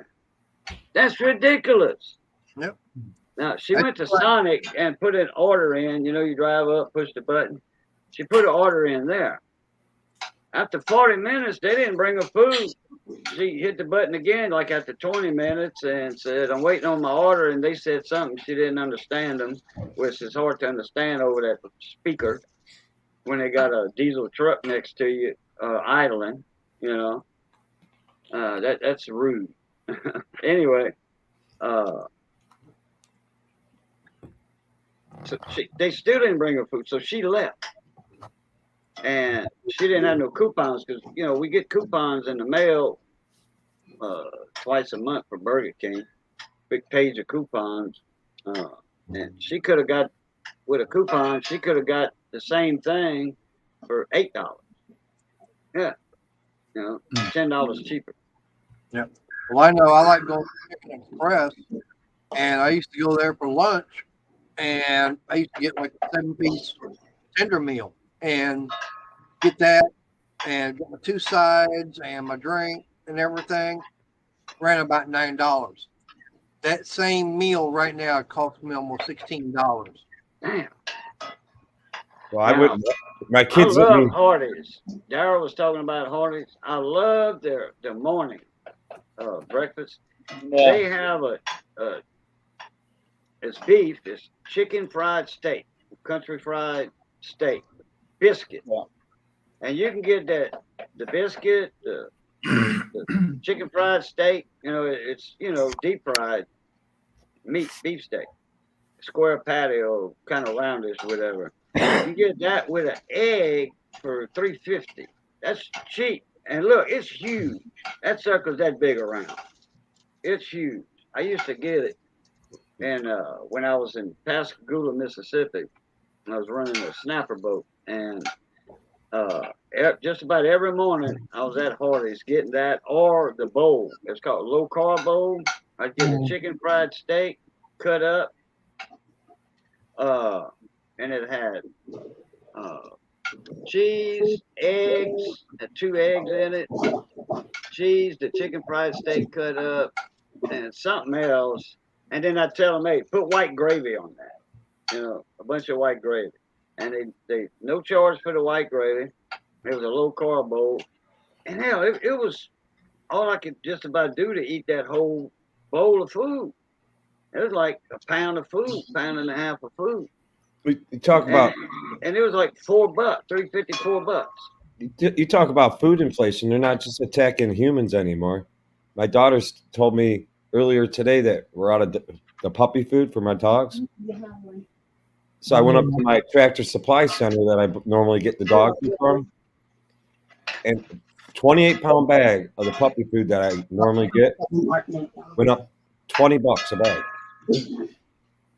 from the last time I purchased it. It's $20 higher now for puppy food. That's Same outrageous. damn thing. Same bag of puppy food, $20 more. How y'all doing? Scrapping? Crazy cat woman, how you doing? What do you think a 28-pound bag of puppy food cost me today?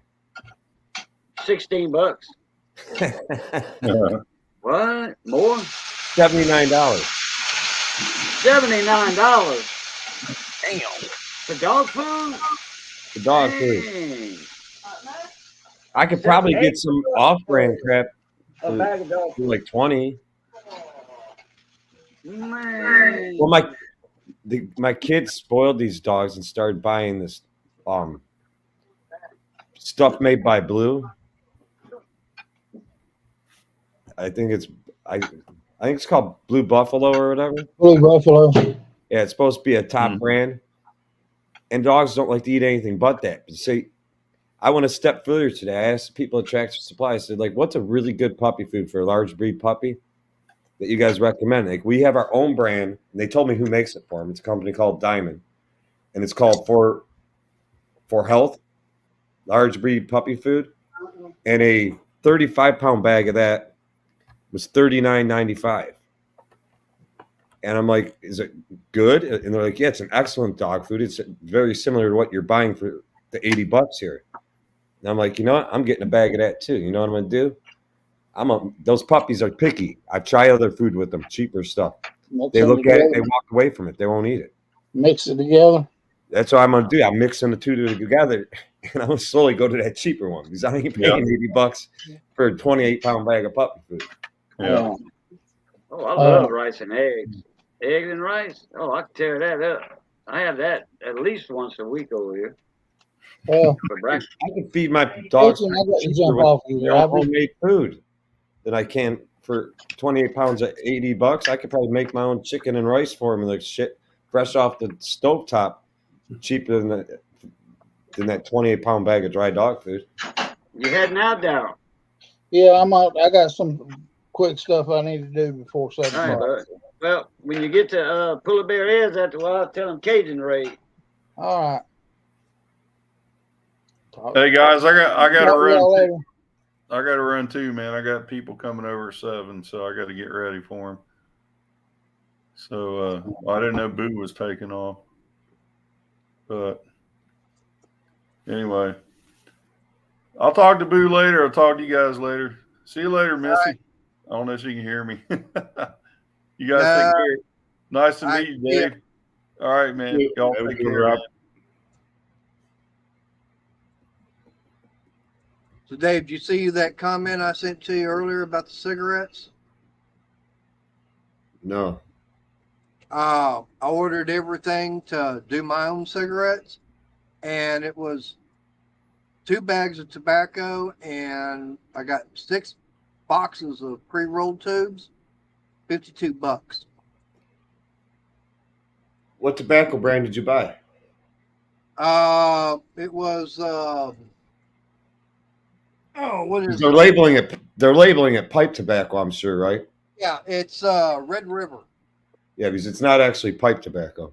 Right, They label it that way so they can sell it without the taxation.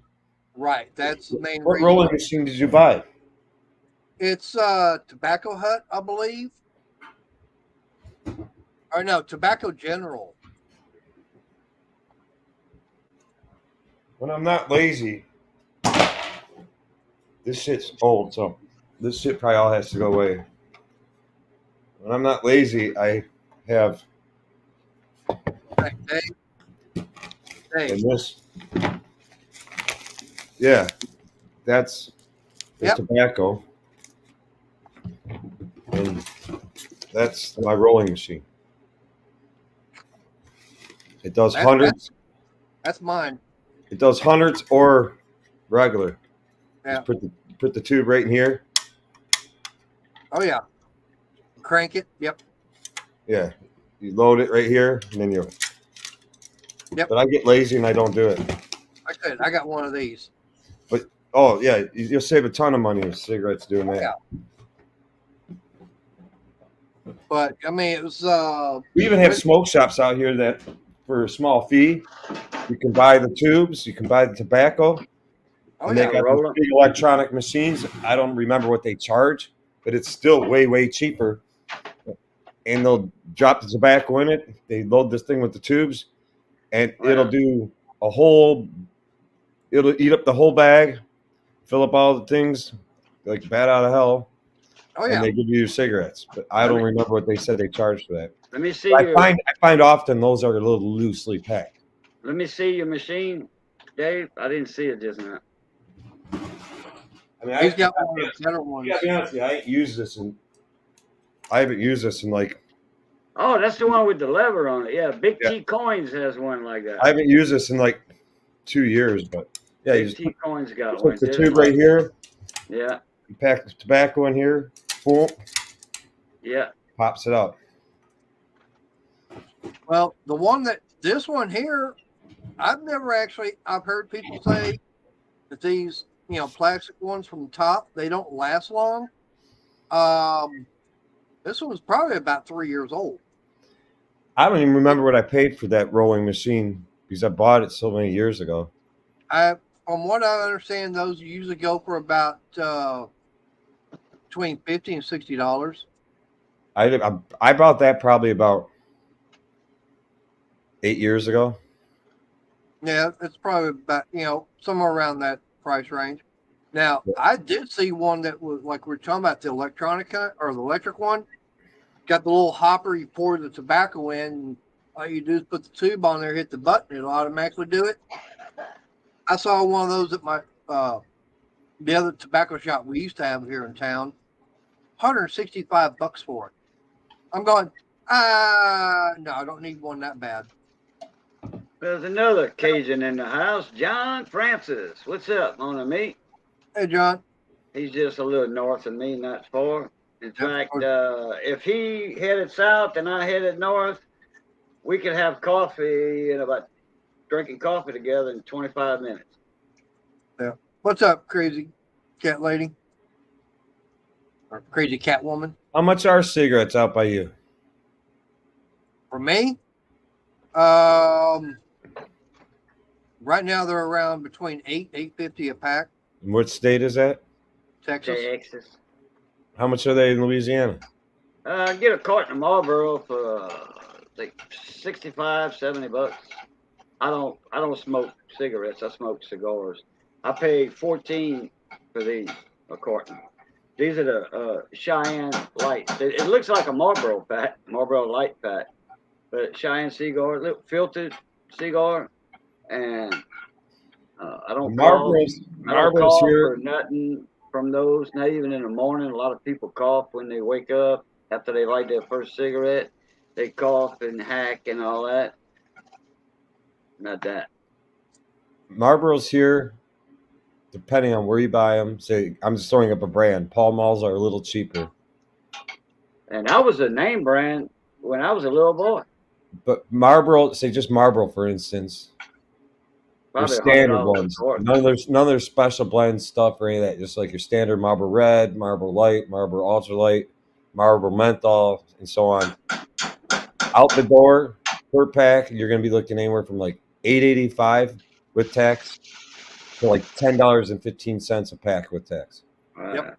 It all depends what store you buy them at. Now, if Kroger's you good. buy them I go buy them at Kroger. It's cheaper than if I go to the gas station. if you buy them by the carton, a carton of Marlboro, is it cheaper? Do you get a discount by Slight, buying 10 at a time? slightly. Oh, Yeah. okay. Down here, it's like $5 off a carton if you buy a carton at a time. And most And of you our get a free pharmacies, lighter. most of our pharmacies no longer carry cigarettes. That was kind of a joke at one time. Like Every time you buy a quart, you get a CVS, do you guys have the CVS's down by you? Oh, yeah. That's Yeah, a we big used to- chain. CVS, the years back when CVS still sold cigarettes, they had some of the best specials on cigarettes of anybody out there. Like 2-pack Yeah. specials, you'd save like $1.50 or whatever a pack.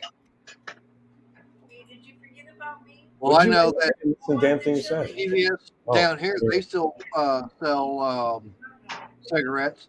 Now, the best place around for me is Murphy's, because I just checked the app and everything, and they were showing a whole bunch of specials on cigarettes.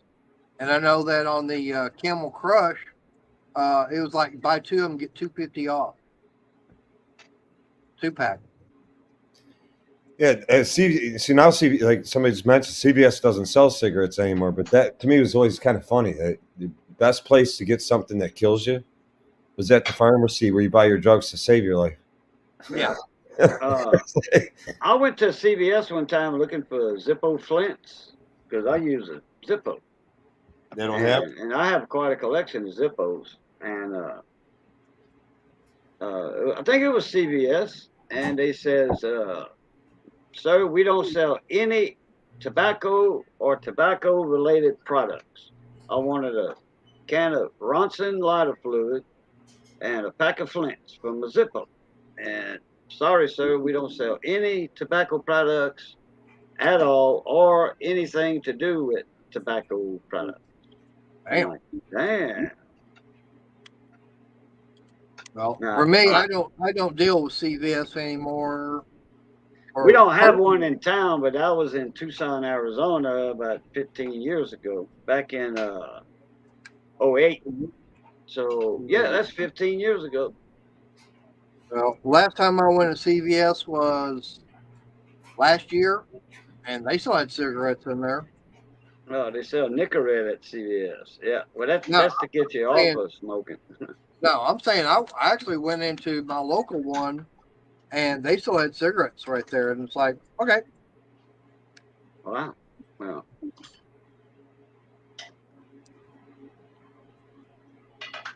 But like I said, for me, I got, it was getting to be so expensive to keep buying the Camel at Murphy.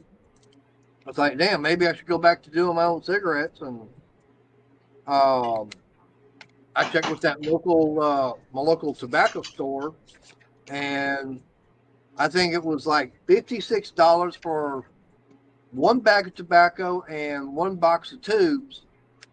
And I wasn't all that thrilled with what they, selection was.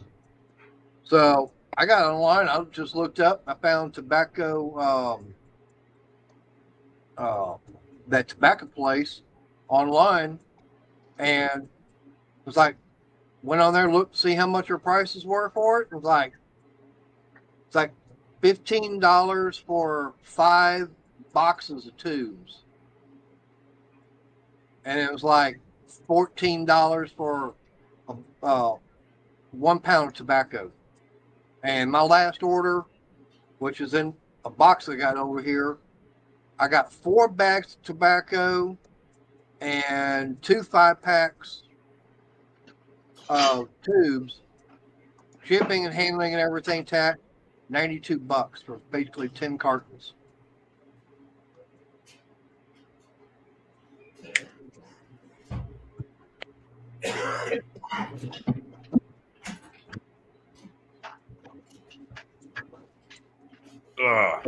Had to move the chili for my mama. Sure, Briggs.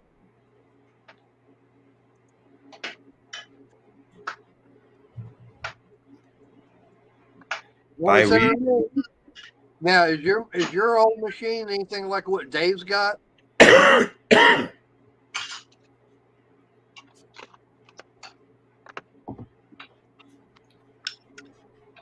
it's anything like his, yeah, I'd be willing to take it. I used to have a plastic one that was kind of like the one I have now, and that thing kept jamming up and breaking. It just pissed me off, so I got rid of it and bought this one. I should go up and buy me. I'm sure my filters are still good. I should go buy me some fresh tobacco. That tobacco's been sitting in that thing for like 3 years. Tobacco should be okay, but is that box of tubes been opened? Yeah, How long's it been open? I don't remember how many years. It after Years. a while, yeah. All I know is for me, after a while, it'll start losing menthol in them. They go bad. So I would say, no, I've just get a new box. There you go, Briggs. See that lady right there? That's a sweet lady, and she could use one of those things. Y'all get together. I'll hook y'all up with each other's emails later. I think I All right. have Yep, Miss I'd Mercer's. be willing. I'd take one. I think I have Miss Mercer's email. Like I said, if it's anything like what he's got, I'd take that. Miss Mercer, send me an email. Once I get in the rhythm, I can do a pack in about, I don't know, 10 minutes. Yeah. Oh yeah. Big T Coins, it's about 10, 12 minutes.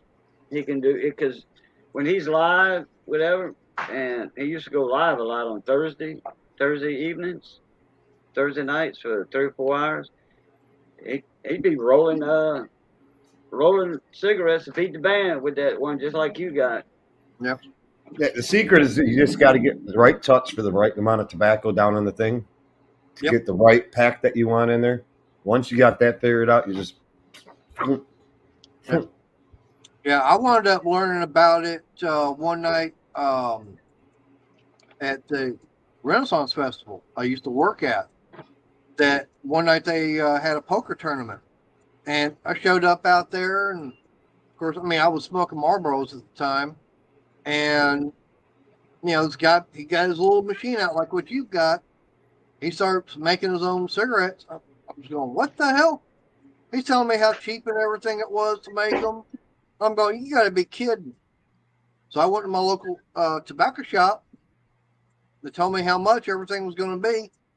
So I think I got the little 6-ounce bag, and then I got a box of tubes. I think that was maybe $20.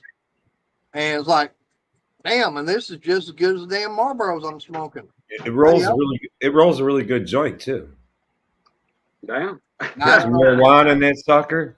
Put some marijuana in that sucker. I don't know anything about that. Swipe that over a little bit. Cut the filter off. You got a perfectly rolled blunt, man. Give that to your neighbor. You see him out there cutting the grass in a snowstorm, you know that you did them a big favor. Yeah,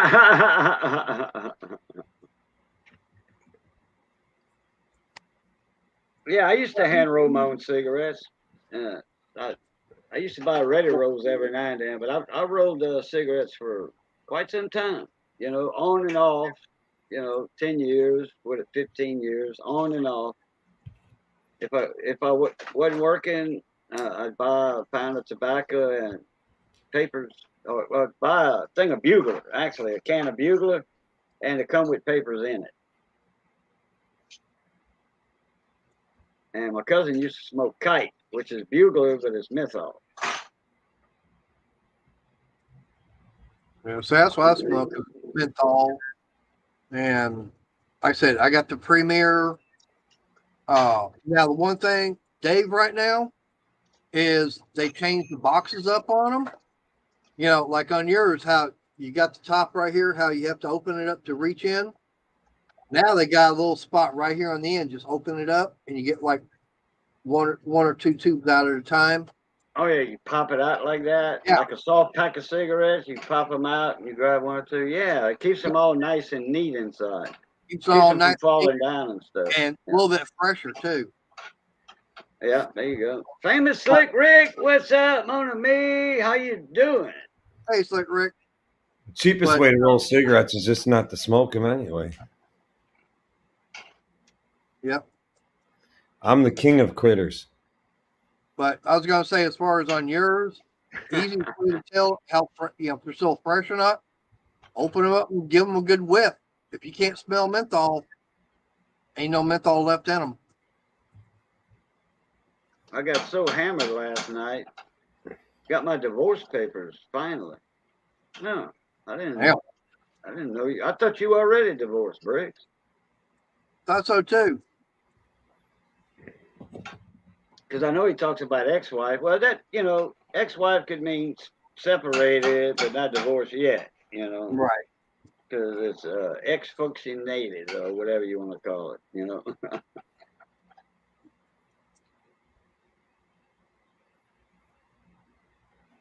I tell you, anybody thinks getting married is expensive, getting divorced is like 5 times as much. Yeah. Sometimes it's cheaper to keep her, as they say. Cheaper to keep her. All Yeah, right, I didn't want to keep her no more. Yeah, I got you. All right, thank you, Miss Mercer. I'll pass your email over to Scott Keller, aka Mr. Briggs, later on this evening. No matter what my ex-wife says, I think she hates me. Might as well do that now.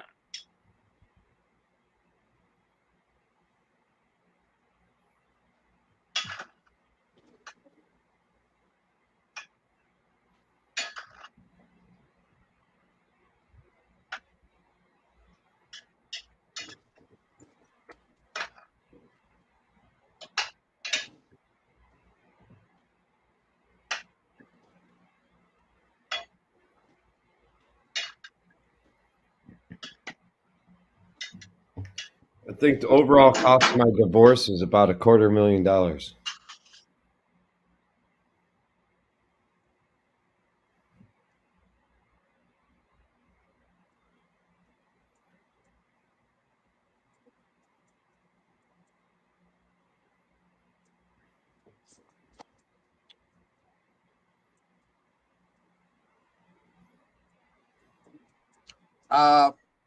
I'll take whatever the cat lady don't want.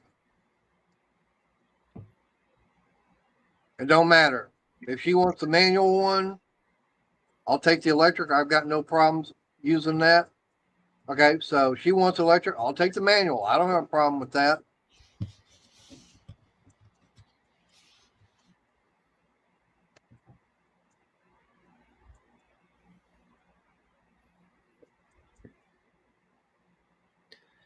I take it you guys have both been lucky, and neither one of you have ever had to be divorced. Oh, I've been divorced Oh. many moons ago. I'm a widower and a divorcee. I got divorced, and I still had I'm trying to remember their exact ages. An 8 and 10-year-old I had to raise. Because I kept the kids. I was gonna say you shouldn't have married that young. No, I kept the kids. I kept everything. Kept my house, kept my furniture, kept the kids. Damn, you played a country song backwards then. You got everything. She paid me child support too, still does. Dang. She must be in the bucks big time, huh? Her? Mm-hmm. No. I made more money than she did. Oh, okay. All right, It's just- we got a little bit over a minute before Ed's gonna be going live. Looks like. Yep. Let me put that link back in the chat. Here we go. All right, everybody. This link I'm putting in, that's for Polar Bear Ed's Garage. Let's head on over there and give him a Cajun raid. Make sure y'all mention Cajun raid. Oh yeah. All right. So, quick wrench, Dave, you want to do your outro so we can bang out of here? We're out. Everybody have a good night. Maybe I'll catch you later, Boo. Yeah. I don't know if if you'll invite me on or not. Oh, I don't see why not. But I'll be available tonight if he wants to invite me on. Okay. But everybody, have a good evening, have a good weekend, and stay safe. All right, Nader, your turn. All right. Well, Cajun, I appreciate you having me up. And I was a little bit late getting in today because I got that video I was doing earlier. No From problem. doing the projects and everything I got for next month. But everybody, you know, it was good seeing everybody. Dave, good seeing you again.